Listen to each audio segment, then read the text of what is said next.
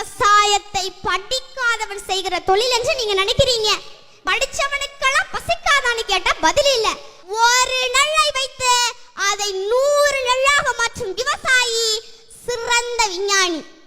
சும்மா பாடத்தை படிப்பதும் பரீட்சை எழுதுவதும் படிப்பல்ல. படிப்புக்கும் அறிவுக்கும் சம்பந்தமே இல்ல. விதைகள் உறங்கினாலும் விதைத்தவன் உறங்குவதில்லை. என்னடா இந்த பிள்ளை இப்படி பேசுதுன்னு நினைக்காதீங்க.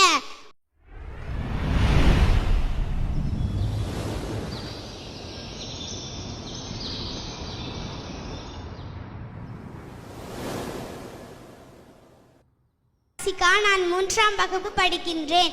இயல், இசை, நாடகம் என முத்தமிழாயன் மூச்சு காற்றில் கலந்து வள்ளுவனின் வாசகமாய் 2 அடியில் என் நெஞ்சில் நுழைந்து என்னாலும் எனையாளும் என் தமிழன்னையே செந்தேனாய் இனிக்கும் செங்காந்தல் மலராய் மணக்கும் என் செந்தமிழே இந்நாளும் எந்நாளும் உனையே நான் தொழுதிடுவேன்.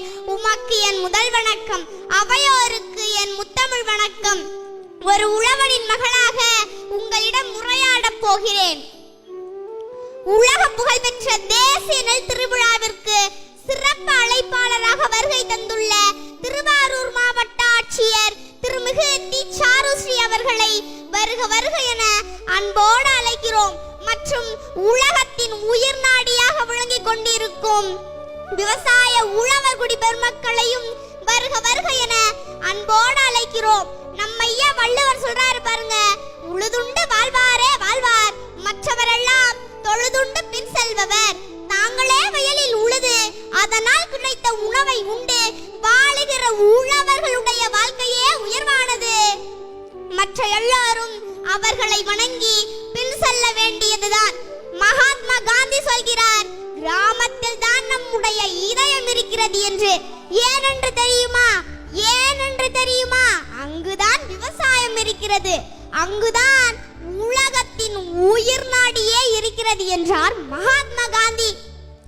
அப்படிப்பட்ட விவசாயத்தை நேசித்த உழவர் பெருமகனை பற்றி பேச போகிறேன்.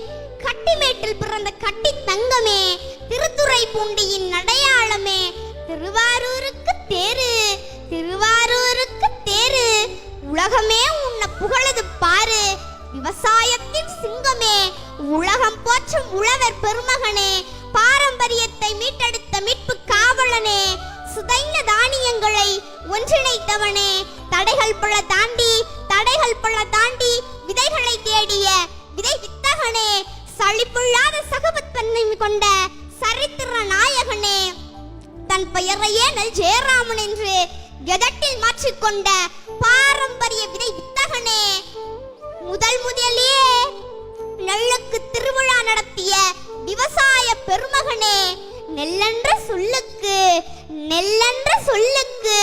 உன் பெயரே சிறப்பு, தேடலின் முழுமையே தேவைகளை தீர்க்கும் 6 கால்கள் கொண்டு உலகம் முழுவதும் வாழும் எறும்பு போல தன் நாசாருடைய கருத்துக்களை கொண்டு வாழ்ந்தவர்தான் நம்முடைய ஐயா நெல் ஜெயராமன்.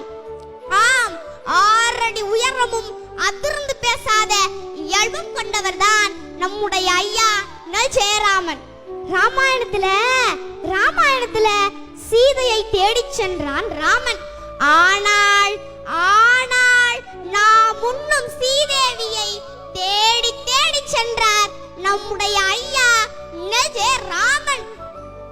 விவசாயத்தின் மீது அவர் அளவுள்ள ஆர்வம் கொண்டதால் பாரம்பரிய விதைகளை பாதுகாத்ததற்கான தேசிய விருதும் மாநில விருதும் குடியரசுத் தலைவரால் அவருக்கு வழங்கப்பட்டது. ஒரு நெல்லை வைத்து அதை 100 நெல்லாக மாற்றும் விவசாயி சிறந்த விஞ்ஞானி. கலப்பை, மண்வெட்டி, கோடாரி, கடப்பாறை கண்டறிந்தவரை விட இந்த உலகத்தில் இன்னும் ஒரு விஞ்ஞானி பிறக்கவில்லை. சும்மா பாடத்தை படிப்பதும் பரீட்சை எழுதுவதும் படிப்பல்ல. படிப்புக்கும் அறிவுக்கும் சம்பந்தமே இல்ல. என்னடா இந்த பிள்ளை இப்படி பேசுதுன்னு நினைக்காதீங்க. மாம்பூக்கள் சரியா பூக்கவில்லை என்றால் பருவ காற்று சரியா வீசிருக்குன்னு அர்த்தம். பருவ காற்று சரியா வீசிருந்தால் மாம்பூக்கள் உதிர்ந்து சரியா காய காய்ச்சிருக்காது.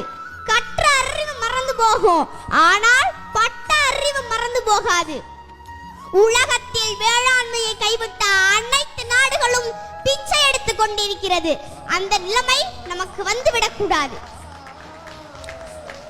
இங்கு தொழில் வளர்ச்சின்னு சொல்றீங்களே, நல்லா வேலை பார்த்தா சம்பளம் கிடைக்கும். சம்பளம் கிடைச்சா நல்லா சாப்பிடலாம். அப்ப அந்த சாப்பாடு எங்க இருந்து வருது? யாருக்கிட்டையும் பதில் இல்ல.